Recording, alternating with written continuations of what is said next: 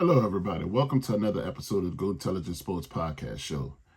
We are less than 24 hours away from the opening game of the season for the New Orleans Saints.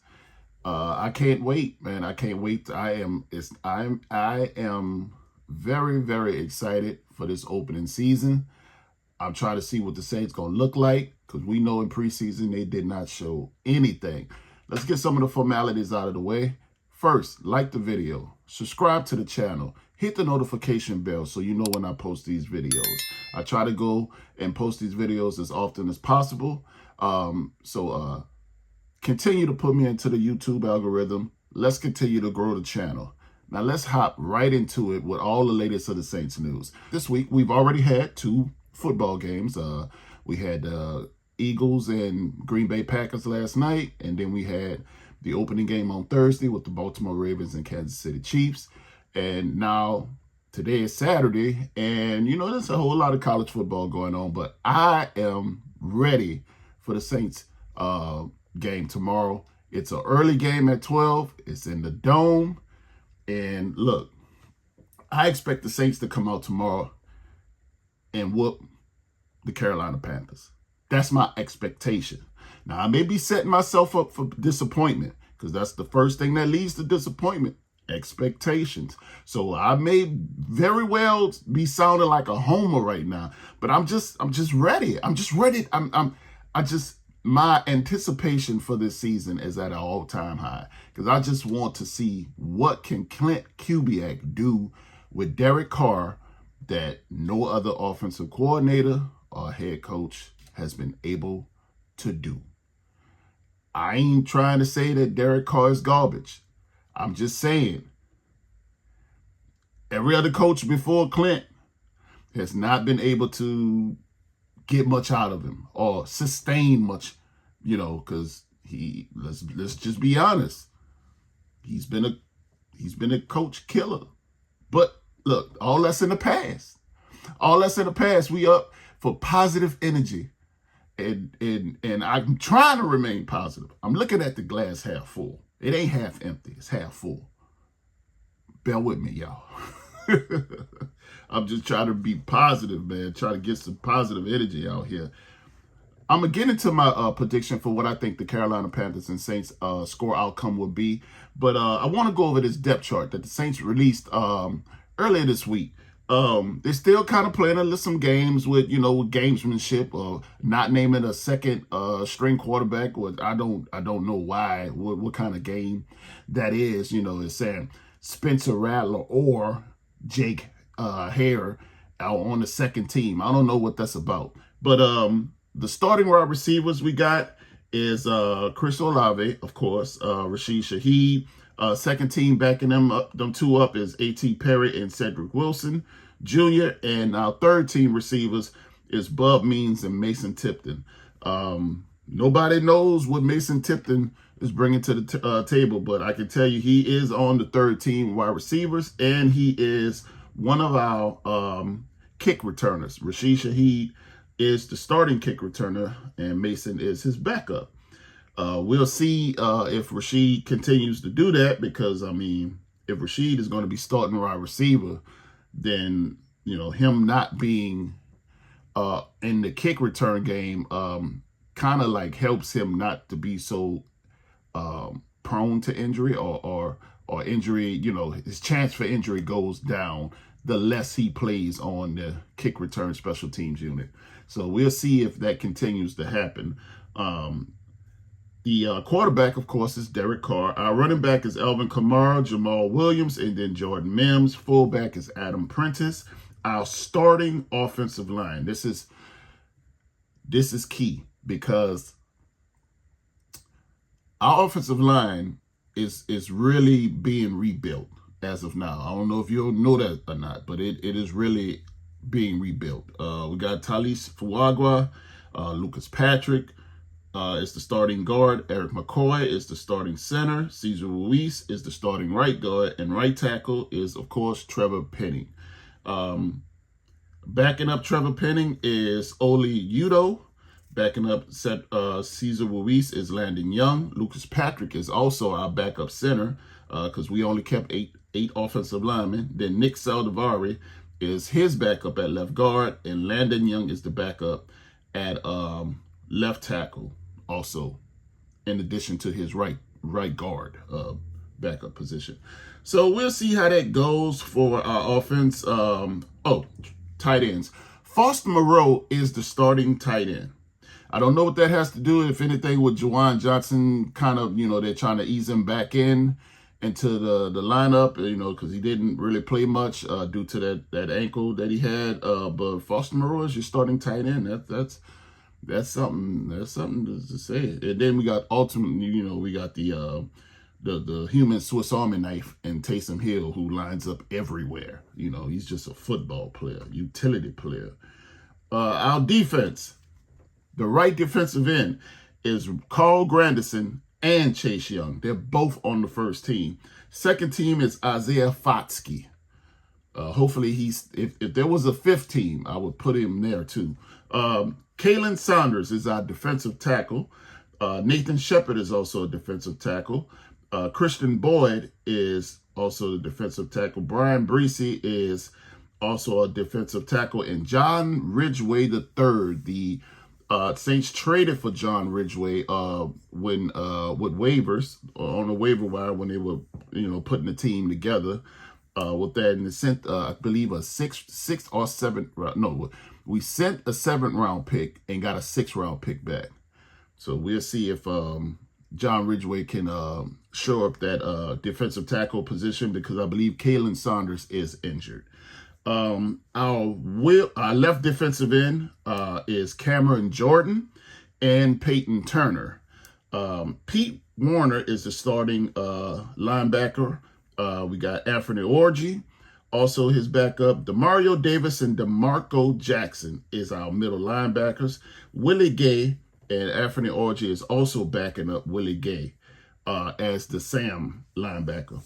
Cornerbacks, Paulson Adebo, Alante Taylor, and Rico Suave Payton. Our right cornerback, Marshawn Lattimore and Kool-Aid McKinstry. Hey, Kool-Aid. Free safety, we got Tyrann Mathieu, the Honey Badger, of course. Will Harris is his backup. And at the starting strong safety. Now, this is going to be trial by fire. We don't know how this is going to work out, but Jordan Howden, I need you to grow up. JT Gray is his backup, but JT Gray is really on the team to play special teams. He's our special team specialist, makes all the tackles and stuff. But other than that, I just want to see what the Saints are going to be, how we're going to look. How are we going to look this year? I hope we look decent. I hope we look better than last year. We won 9 games last year. I don't know what the pundits and the football people that do this for a living has the Saints winning 6 games or 7 games. Like, dude, we won 9 with nothing. We won 9 literally with a quarterback and a wide receiver beefing in public on Twitter. And we managed to win 9 games. Bruh, we got to either be the same or we got to be better. There's no way. There's no way we can be worse. There's no way. I understand that the first 5 games is a gauntlet. I get it. We're playing the Eagles. We're playing the Dallas Cowboys. We're playing the Kansas City Chiefs. And within the first 5 games of the season, I get it. But geez Louise, bruh. Everybody gets paid. They're all professionals, right? Speaking of being paid, I'm going to segue over to Alvin Kamara. Y'all like that? Like that segue? Alvin Kamara and his contract kind of made news this week because Alvin Kamara sold his house or listed it for sale, at least. And people seem to read the tea leaves and saying that he's not going to be here. Maybe he's going to be traded.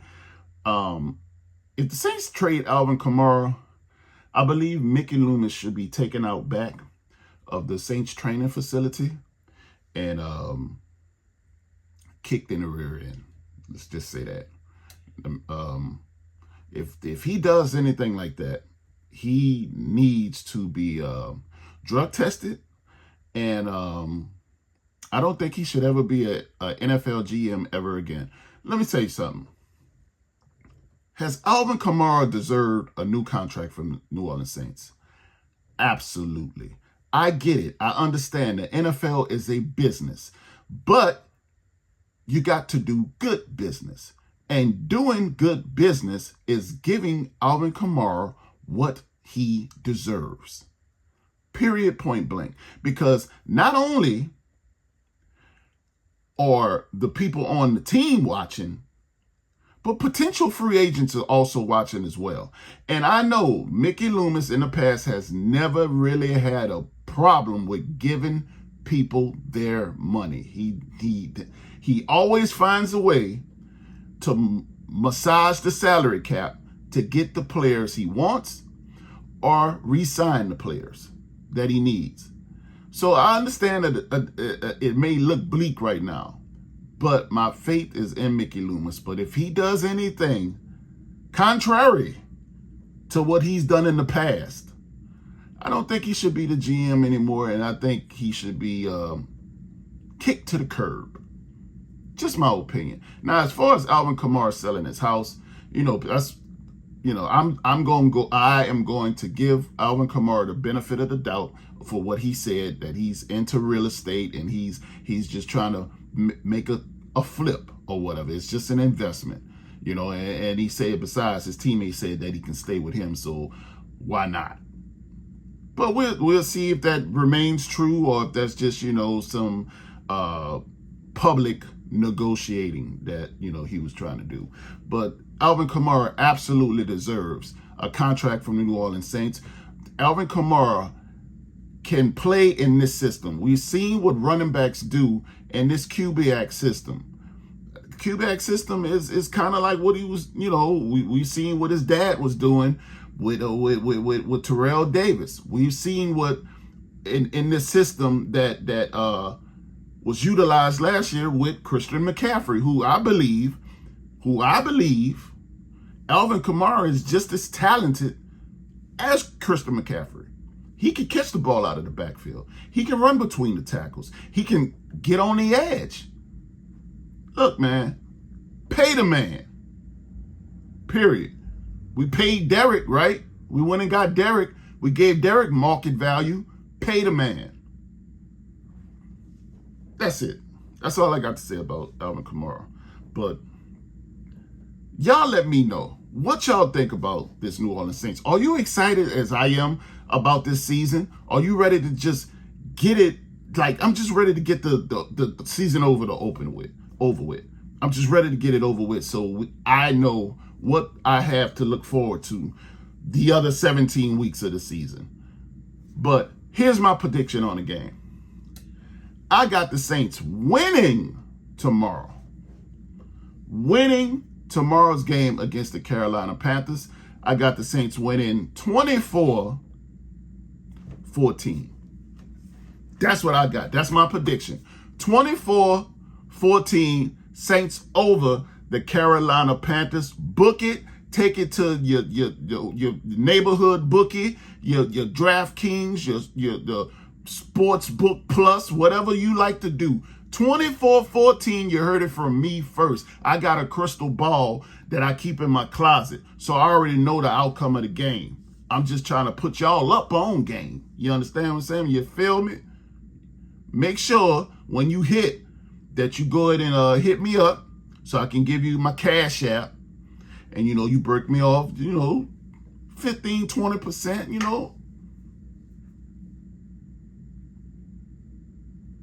This has been another episode of the Goontelligent Sports Podcast Show. You could have been anywhere else in the world, but you decided to share with me, and I appreciate you for that. Until next time, peace.